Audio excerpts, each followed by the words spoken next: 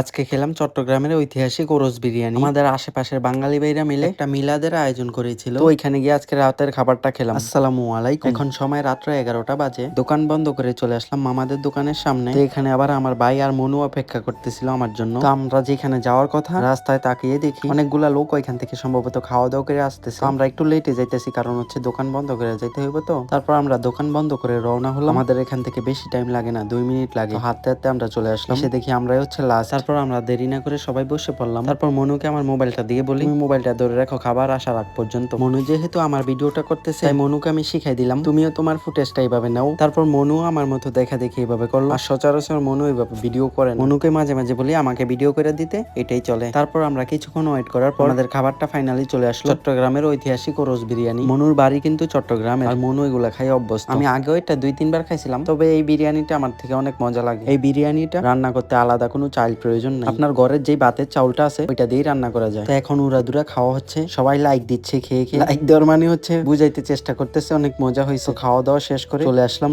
রুমে আসার সময় কিন জানি আসছিলাম, বিরিয়ানি যেহেতু খেয়েছি, এটা না খাইলে কি জমে। তো আজকের ভিডিওটা এই পর্যন্তই ছিল। সবাই ভালো থাকবেন, আল্লাহ হাফেজ।